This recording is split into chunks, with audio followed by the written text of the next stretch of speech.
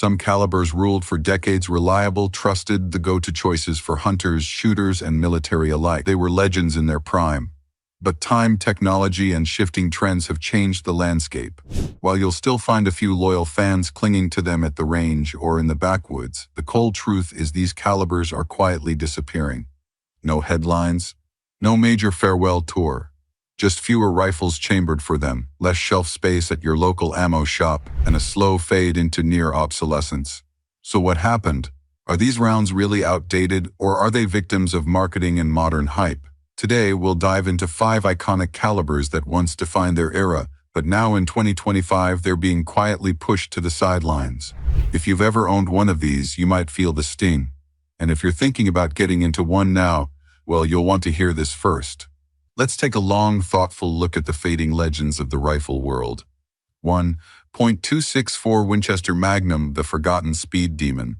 Once hailed as a groundbreaking round when it launched in the late 1950s, the .264 Winchester Magnum was designed for long-range, flat-shooting performance. It boasted blistering velocities and was marketed heavily as the perfect Western hunting cartridge, especially for mule deer and antelope. On paper, it was a winner. It pushed a 140-grain bullet at over 200 feet per second, delivering laser-like trajectory. But this ballistic brilliance came at a cost literally and mechanically. The .264 Win Mag was a barrel burner. Most rifles started losing accuracy after 800 to 1,000 rounds due to throat erosion. In the hunting world, that might not sound catastrophic, but for competitive shooters or those who practiced frequently, it was a red flag. Another issue was timing. Just a few years later, the 7mm Remington Magnum hit the market and quickly stole the spotlight. With heavier bullet options and better long-range energy retention, the 7mm Rem Mag quickly became the more versatile choice.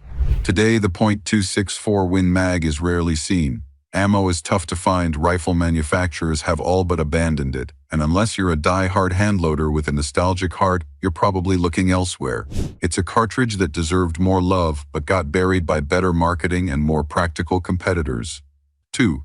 .257 Roberts, the Gentleman's Deer cartridge. For decades, the .257 Roberts held a quiet, loyal place in the hearts of hunters who appreciated its mild recoil, flat trajectory, and excellent accuracy on deer-sized game. Originally developed in the 1920s as a wildcat, the .257 Roberts was later adopted by Remington and became one of the first commercial cartridges based on a neck-down 7x57 Mauser case. It had all the charm of an old-school rifleman's round.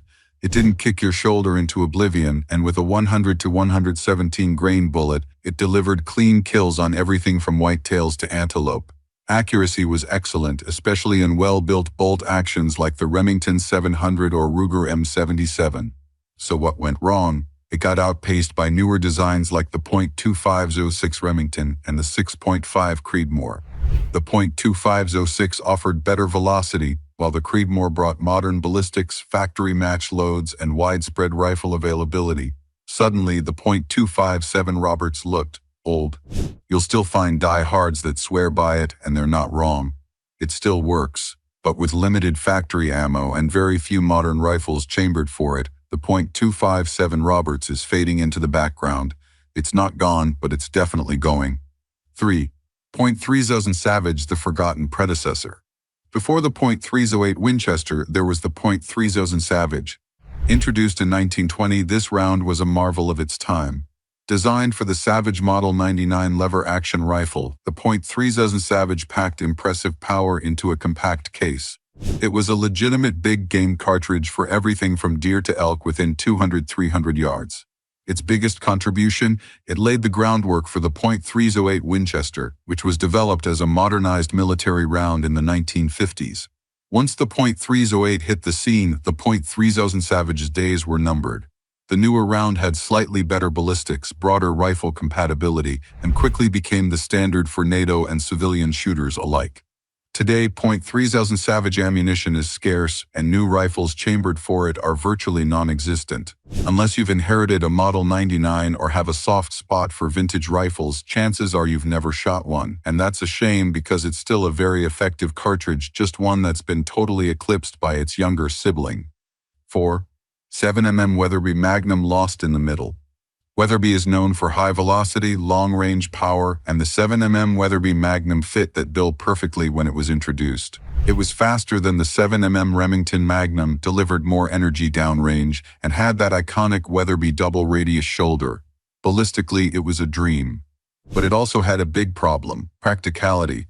The 7mm Rem Mag was and still is cheaper, more widely available, and offered 90% of the performance with much greater ammo options.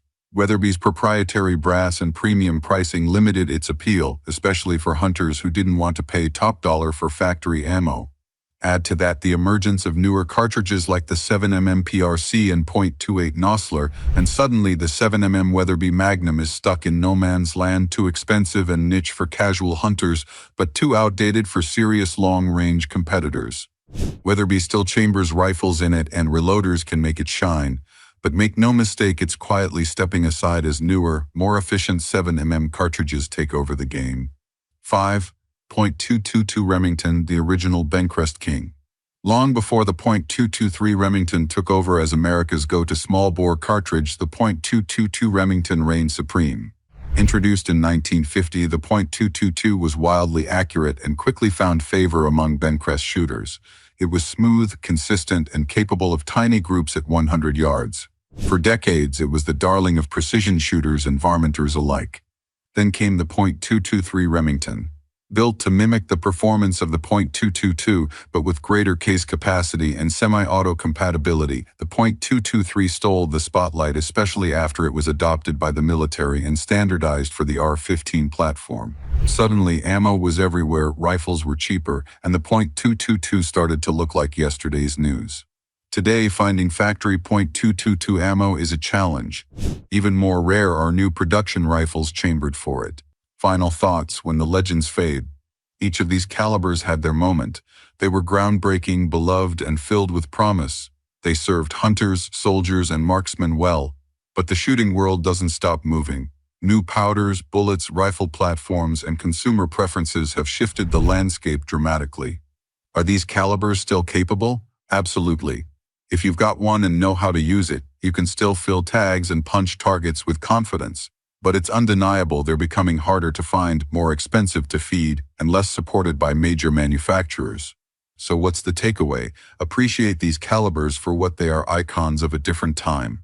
If you have a rifle chambered in one of them, cherish it, load for it, pass it down. But if you're looking to build a new rig or stock up on ammo, it might be time to ask the hard question: is this caliber's best day behind it? Because while these rounds aren't entirely gone, they're definitely fading. And in a world obsessed with the next best thing, their quiet disappearance reminds us that even legends can become forgotten.